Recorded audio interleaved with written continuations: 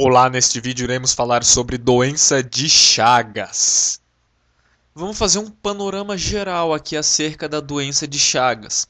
O agente etiológico da doença de Chagas é um protozoário chamado Trypanosoma cruzi. É um protozoário flagelado. Protozoário flagelado.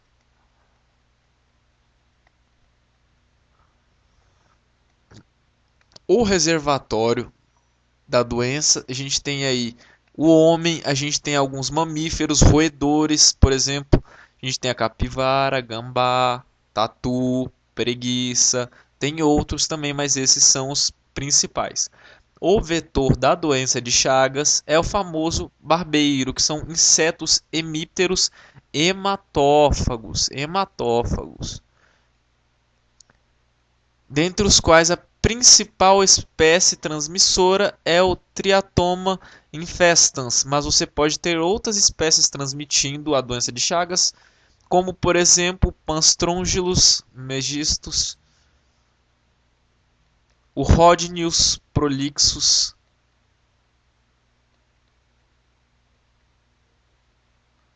Basicamente, a gente tem essas três espécies aí principais. Outras formas de transmissão, além da forma vetorial, a gente tem aí forma de transfusão sanguínea, transplacentária. E aqui muito importante destacar que a principal via de transmissão atual é a via oral, ou seja, ingestão aí de alimentos contaminados com o protozoário, por exemplo, açaí e cana-de-açúcar, ingestão lá da garapa.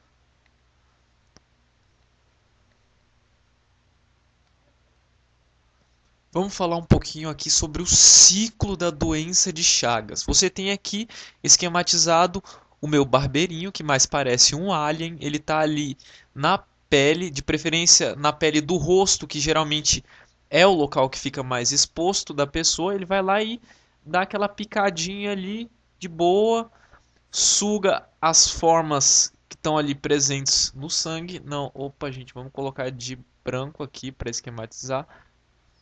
Suga as formas ali presentes no sangue, as formas vão se multiplicam lá no trato gastrointestinal do barbeiro, se desenvolvem. Ali no barbeiro você tem o desenvolvimento de uma forma chamada epimastigota.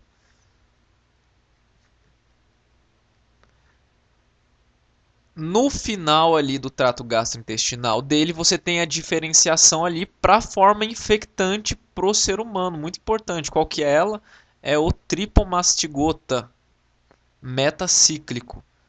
Essa é a forma eliminada junto com as fezes. Metacíclico. É essa forma aí. Então, logo em seguida, o que acontece? O barbeiro vai e ele é mal educado. Ele vai, pica e dá uma cagadinha ali na pele da pessoa, eliminando as formas tripomastigotas metacíclicas. Essas formas, elas caem na corrente sanguínea por meio de uma lesão. Geralmente a pessoa vai dar uma coçadinha ali no rosto e facilita a penetração dessas formas tripomastigotas metacíclicas. Essas fórmulas elas vão parar na corrente sanguínea e parasita algum tipo de célula, por exemplo, célula muscular cardíaca.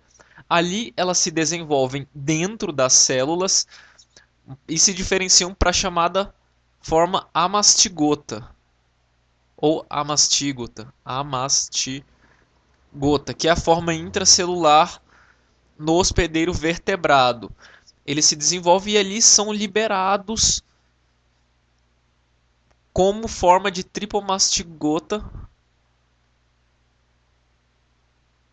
mastigota sanguíneo.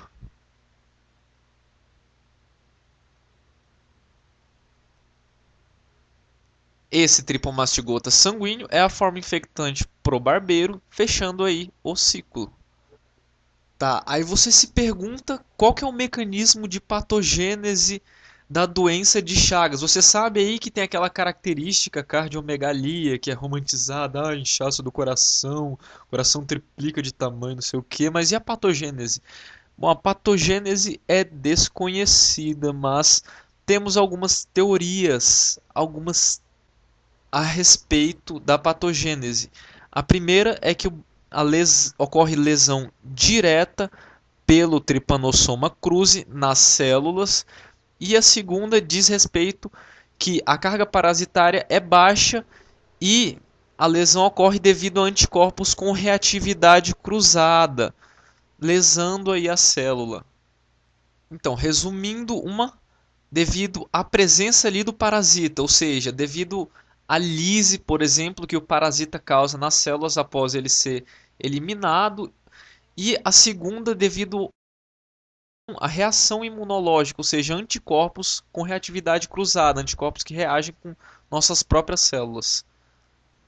Na fase aguda da doença de Chagas, você tem aí um sinal típico, que é o sinal de România ou chagoma de inoculação, que ocorre devido à penetração do barbeiro ali na região da mucosa do olho. Você tem um inchaço ali, parece que a pessoa levou uma porrada no olho.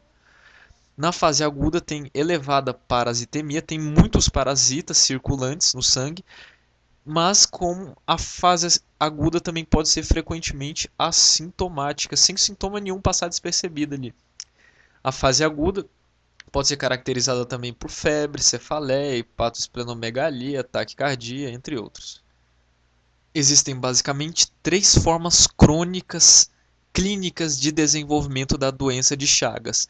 Existe a forma indeterminada, como o nome já diz, sem sinais ou sintomas específicos, que corresponde à maioria dos casos, 50 a 70%. A gente tem aí a forma cardíaca, que responde por 20 a 30% dos casos, e por último a forma digestiva, uma forma mais rara, aí, aproximadamente 10% dos casos. No caso da forma cardíaca, o que você tem? Você tem ali a destruição de cardiomiócitos, das células do coração,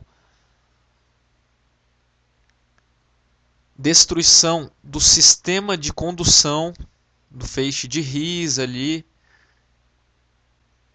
e destruição e, aliás, fibrose do coração. Em decorrência disso, você tem aí os sintomas típicos, né, que é cardiomegalia, pode ter taquicardia, arritmias também, arritmias, aneurisma de ponta.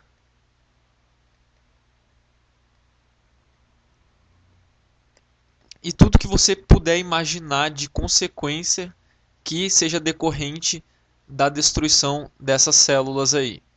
A forma digestiva, ela é caracterizada aí por uma destruição do parasimpático, ali responsável pela inervação do trato gastrointestinal, destruição parasimpático. Em consequência, você tem uma redução, uma diminuição ali do que? Do peristaltismo. Você tem a peristalse.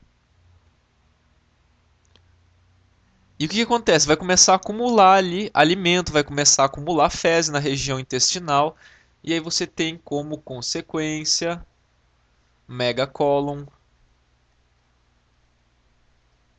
megaesôfago.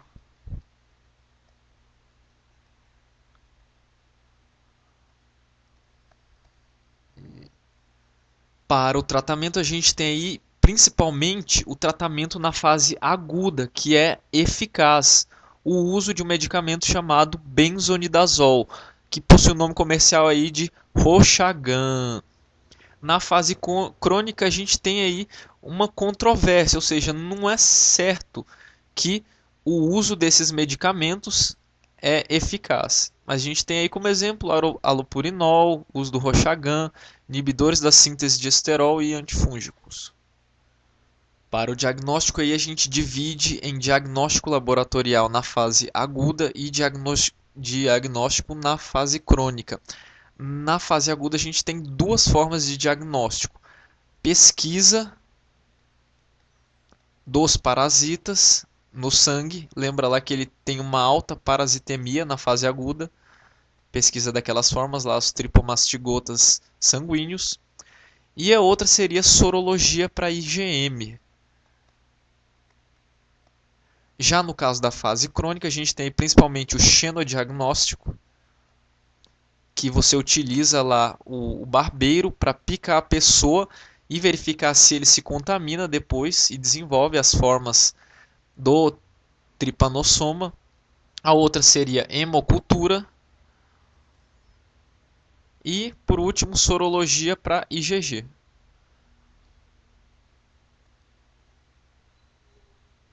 Bom, de doença de Chagas era isso aí que tinha para resumir. Se inscreve lá no nosso canal para receber atualizações de vídeos novos. Se você tiver alguma sugestão de aula, mande um e-mail aí para a gente. Alguma crítica também, pode mandar um e-mail que a gente lê e responde. Obrigado por assistir o vídeo e falou, valeu, tchau.